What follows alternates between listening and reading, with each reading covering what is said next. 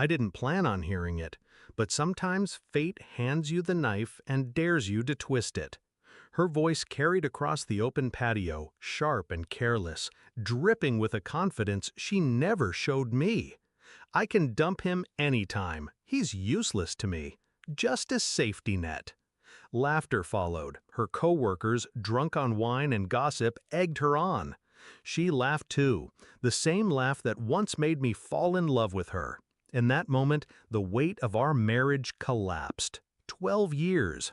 Every sacrifice, every quiet compromise reduced to a punchline. I didn't storm in. I didn't beg. I just walked outside, pulled my phone from my pocket, and dialed one number. We met in college. She was magnetic, brilliant, and untouchable. I was the quiet one who watched from a distance until, one night, she chose me. For years, I believed I'd won the lottery. She said she loved my steadiness, my loyalty, my silence. But silence has its uses. Lately, I'd noticed cracks. Her late nights grew longer, her affection shorter. Her phone always tilted away from my eyes. I told myself not to jump to conclusions, but the truth has a way of bleeding through no matter how tight you bind it. And tonight, it bled like an open wound. The voice on the other end of my call belonged to her boss, a man I'd met twice, polished, calculating, the kind of man who didn't waste words. I didn't explain much, just repeated what I heard, her mocking me, her casual cruelty. But I added one detail she hadn't known I knew, a detail she thought she'd hidden: the affair.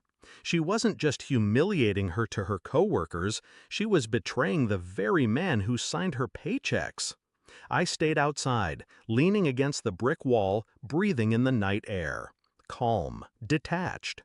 I wanted her downfall to arrive without my presence contaminating it. 10 minutes later, I heard the shift. The glass doors swung open. Heavy footsteps cut through the chatter. His voice thundered across the party. "What did you do?" I stepped just close enough to see. He gripped her arm, his face twisted with fury. Her confident mask cracked. Her coworkers froze, wine glasses hovering in midair. She stammered something, but her boss wasn't listening. His eyes were locked on betrayal, professional and personal. Because she hadn't just been sleeping with a coworker, she'd been stupid enough to do it inside the company, under his nose, with someone he trusted. And now, in front of everyone, her empire collapsed. I walked back inside then, calm, controlled. Our eyes met across the stunned silence. She looked at me like I'd become a stranger. Maybe I had. I didn't speak. I didn't need to. The look on my face was enough.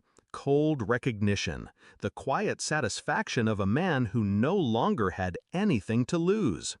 Her boss's voice sliced through the air. "Pack your things. You're finished." The room erupted in whispers. She reached for me instinctively, like I was still her anchor. But I stepped back, let her hand fall into emptiness. Leaving her there, unraveling in front of her peers, was the cleanest cut of all. I didn't yell, didn't gloat, didn't give her the satisfaction of knowing exactly how much she'd broken me. I just let the silence speak. The divorce came fast, too fast for her to scramble. I'd already gathered the evidence, texts, receipts, baits. The lawyer didn't blink. She lost the house, the savings, and every ounce of credibility she'd built in her career. I didn't ruin her life. She did that herself. I simply opened the curtain so everyone else could see. People ask if I regret it, if maybe I should have walked away quietly. No. She mocked me for being useless. But that night proved the truth. I'm not useless. I'm patient. I'm deliberate. And when you underestimate a man like that, you hand him every tool he needs to destroy you. I didn't shout. I didn't fight. I made one phone call, and I let gravity do the rest. Final reflection. Now, when I think of her laughter at that party, it doesn't sting. It reminds me of the moment I shifted from victim to executioner. Revenge doesn't need fire or chaos. Sometimes it's just silence, a single, quiet move, and watching them fall all on their own.